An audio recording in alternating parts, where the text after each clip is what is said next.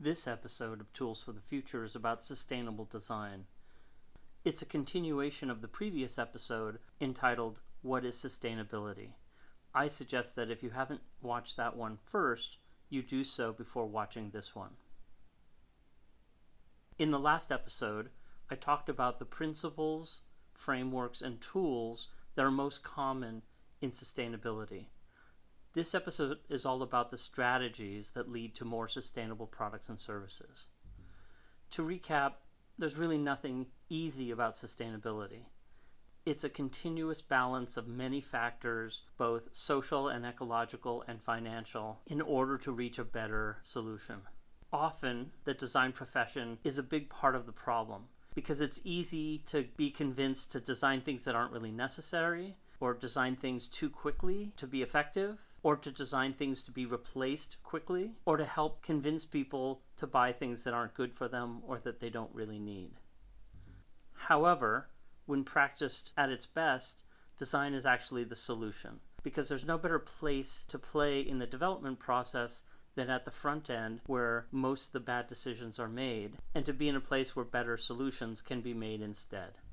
Often, especially with products, it takes years for experiments in sustainability to come into fruition, like this Nike Considered shoe from 2005. Nike Flyknit shoes, which are the obvious evolution of the Considered experiments, didn't ship until 7 years later in 2012. In the last episode, I talked a little bit about the many tools and frameworks in the sustainability world, and how only a few of them are really necessary to understand in order to start designing sustainable products and services. Some of the most important tools are discussed in that episode as well. In this episode, I want to cover the several sustainability strategies that anyone can use to help make products and services more sustainable in several ways.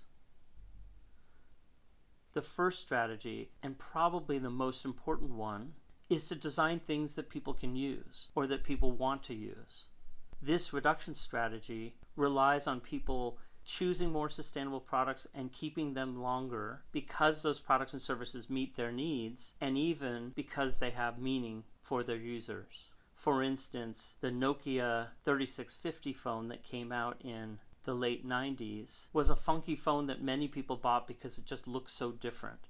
It was seen as a desirable object of design. But as soon as they started to use it, they found that it was almost impossible to text with. And so all those phones that were just purchased a few weeks later were brought back and traded in so that people could get a new phone with a more traditional keypad layout so that they could text the way they were used to. This is a terrible strategy because it means that for those people who had to return their phones, they now bought and used two phones in place of the one that they needed in the first place. So half of those total phones were just thrown away.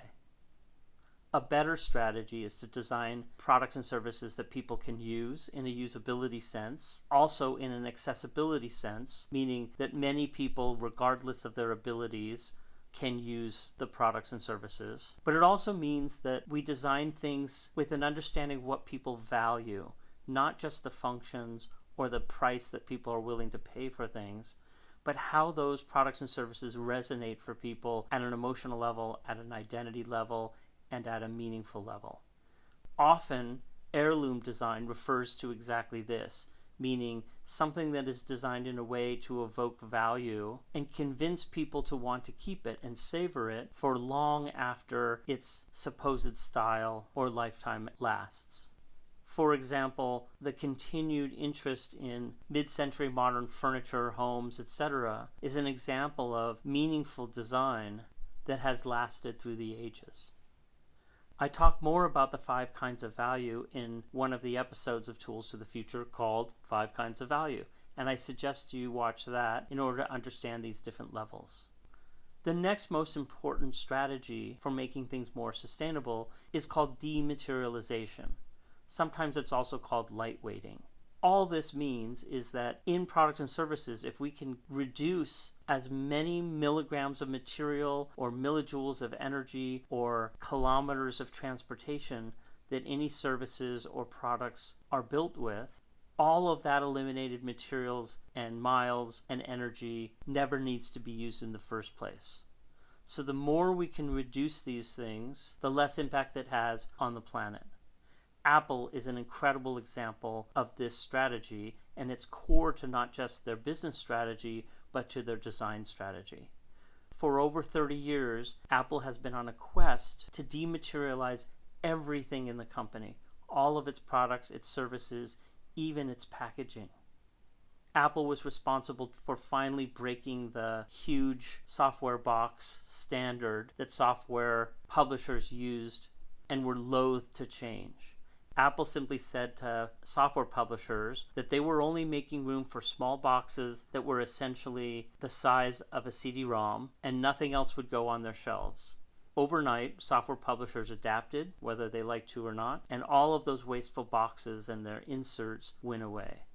Apple has done the same thing with all of their products, not just, for instance, the iPhone. But if you look at their iMacs, their laptops, their keyboards, their mice, even the packaging that these devices come into, Apple has been on a quest to reduce every milligram of material that doesn't need to be there.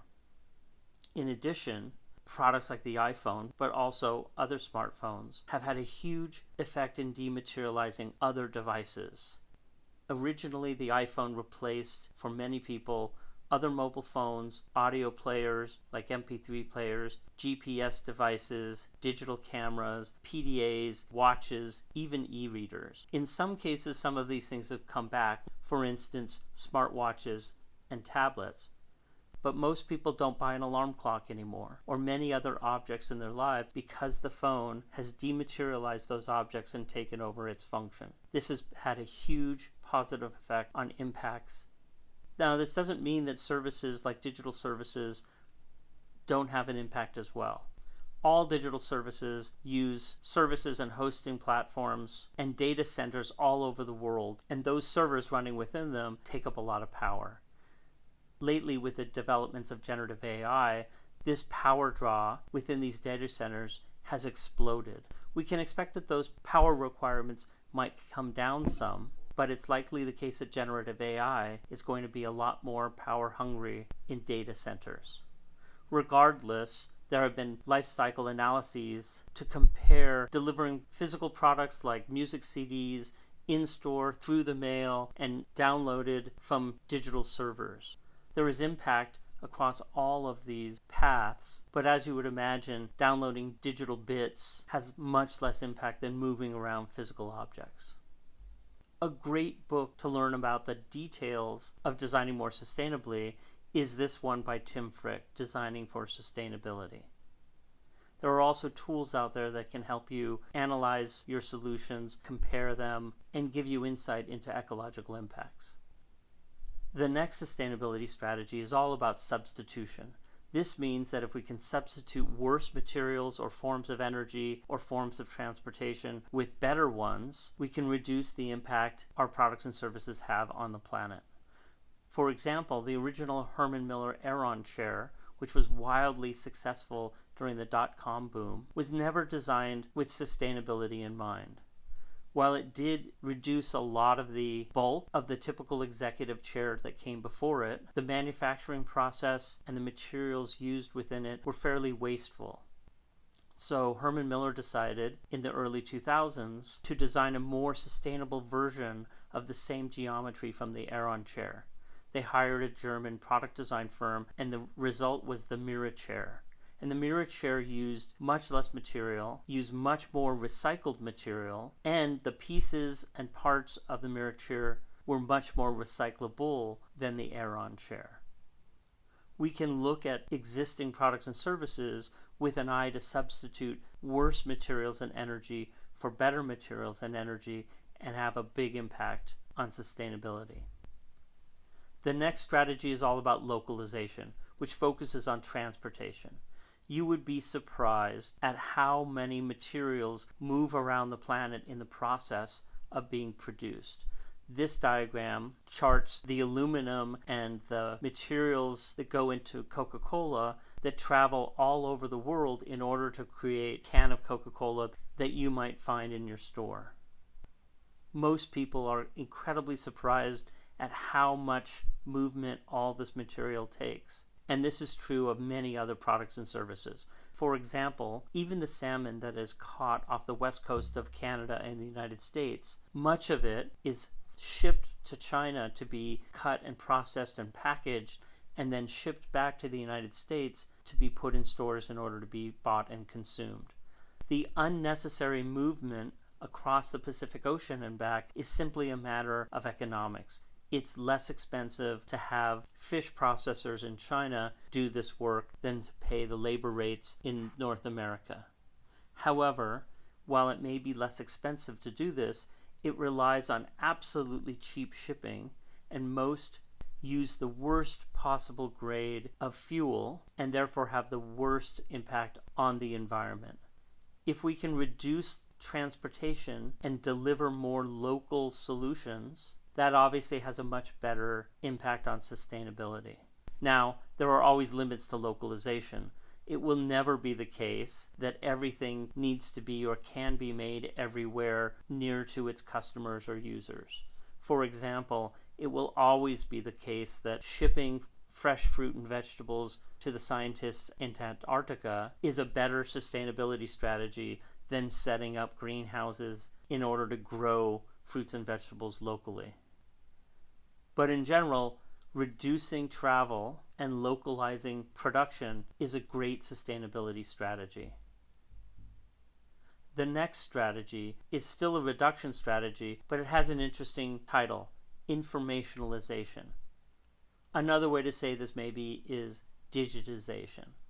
This strategy seeks to turn physical atoms into digital bits in order to move recipes or data around the world and reduce the amount of physical atoms or parts or products that travel around the world. Two examples of that include Architecture for Humanity's Open Architecture Network, which was designed as a resource and a recipe book for disaster housing all around the world. Wherever there was a disaster, instead of moving materials like temporary homes or recreational vehicles into a disaster zone, instead they envisioned that people in that area would consult the catalog, including the climate and the materials that were available where they needed, to find appropriate disaster housing plans that they could use locally. In essence, they're sending the recipe for the appropriate kind of housing instead of sending the housing itself.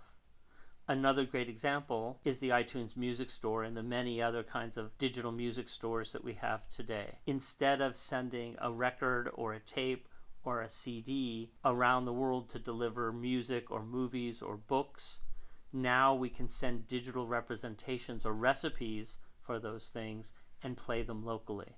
There is still an impact, of course, because of the servers and the energy that they require, but it's a lot less than producing physical objects and then moving them around. And not just moving them through the supply chain, but also once we purchase them and bring them home, we move these items around in our lives often as well. Now, by converting them to digital data, that impact is far lessened.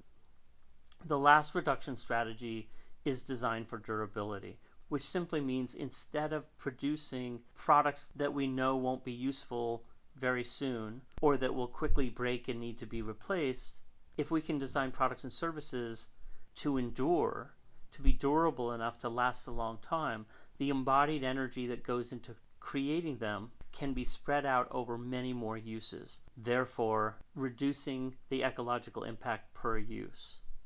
We live in a fairly wasteful society because much of what we purchase we only use a few times, or we don't need to purchase at all. Perhaps we could have rented them for the amount of times we'll ever use them, yet we do so. The more durable the things that we create can be, the more opportunity they have to lessen their impact on the environment with every use.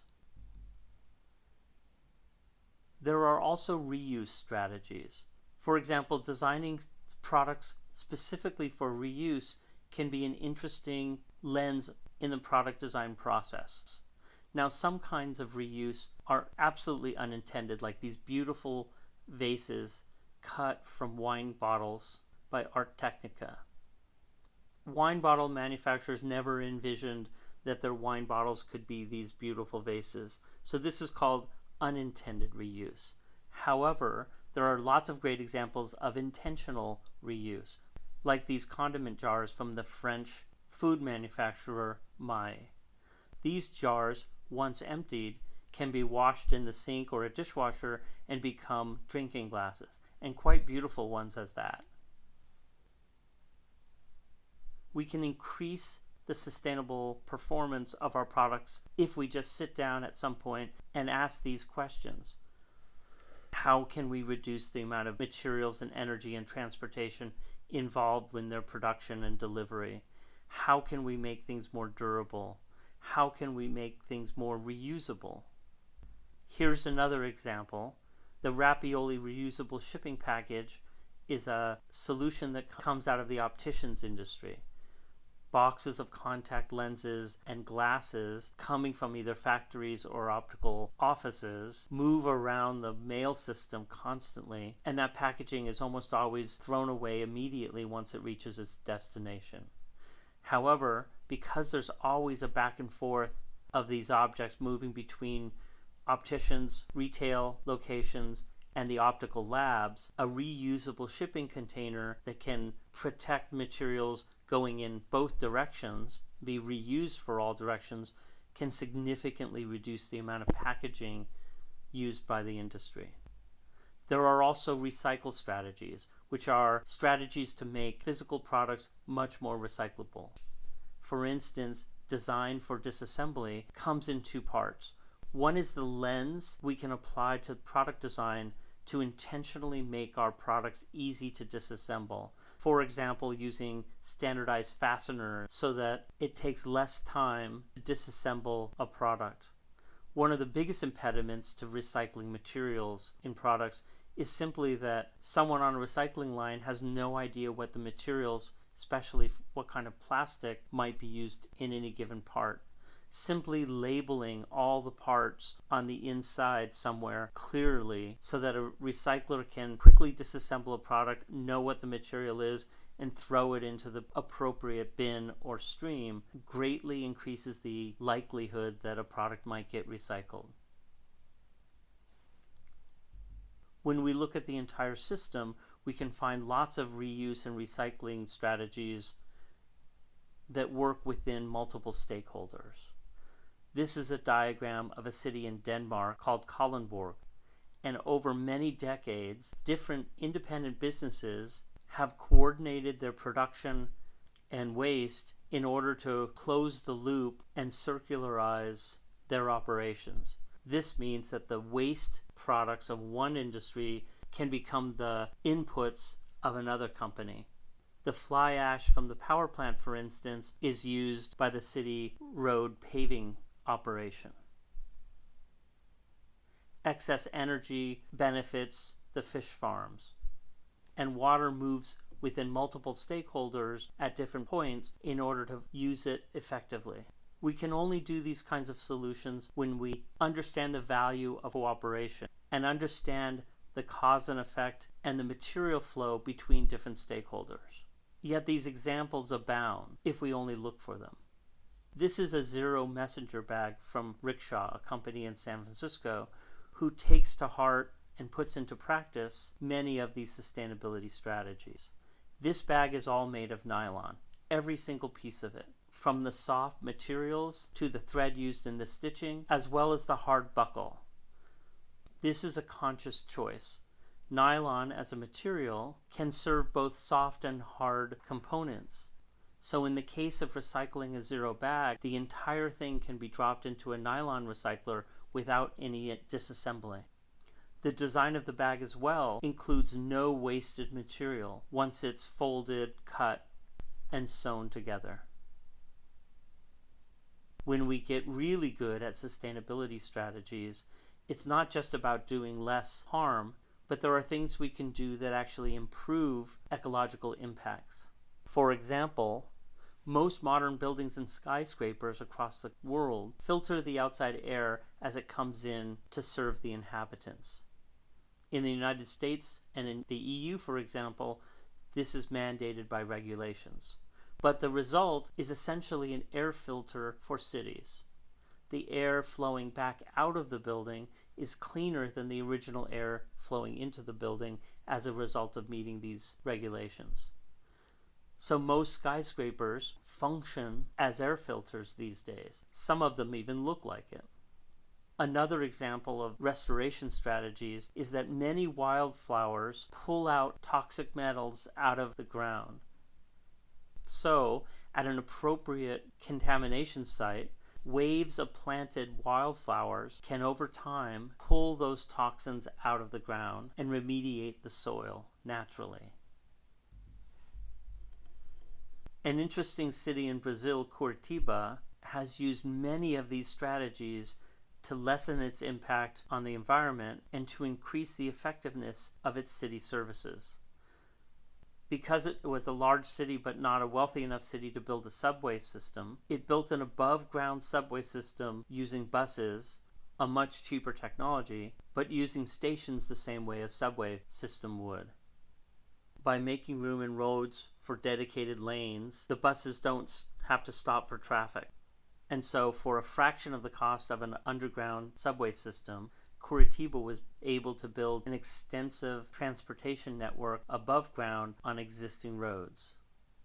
This has cut down the use of private automobiles greatly and extended transportation services to the farthest residents in favelas far from the city center. Many of these strategies are included in the sustainability scorecard I've made available on my website. In summary, there are a few things that we can apply to most of our solutions to have a big impact. The first is to provide more value, more meaning, better performance, while using less materials and energy. This has the added benefit of simply being an efficiency strategy, which also comes with cost reduction. Very often, it's difficult to get leaders of organizations like companies to agree to sustainability developments because they think it will cost more. But providing more value for less materials and energy almost always has a reduction in cost as well. So even if your leadership doesn't respond to sustainability from a values perspective, very often they'll respond from an economic one. If we focus on efficiency and health, often consumers will be more attracted to solutions than simply solutions that are more sustainable or better for the environment. Whatever we can do to localize the use and the promotion of local energy and resources and labor, the less impact those services will have on the planet. In the US and other places, not using polyvinyl chloride wherever possible sharply reduces the ecological impact of products made with plastics. Sometimes this isn't possible, and there are countries in the world like Japan where PVC is made in a much more sustainable way. But because of lax regulations in the United States and other countries, PVC will spike the impact of most products. Wherever possible, it should be avoided. Wherever we can design solutions that satisfy people for a long time, that can be savored, or be seen as heritage or heirloom products, not having those products replaced quickly by other products also has a big benefit to the planet. Lastly, greenwashing is often a problem in cases where companies will make claims about better impacts for their products and service where those impacts aren't true. One of the ways to quickly measure whether you're in danger of greenwashing is to compare the amount of impact or value you're providing against the amount of money you're spending advertising or promoting the better impacts your products and services have. It's not unusual, unfortunately, for many companies to give money to charity, let's say, for instance, $100,000 to a charity, but then go spend multiple millions of dollars in advertising the fact that they gave $100,000 to charity. There's a mismatch here if you're spending more time promoting the good that you're doing and the value you're having than the actual value you're providing. Another great resource for understanding how to apply sustainability concepts and processes within organization is this one, Leading Change Towards Sustainability by Bob Dopplet.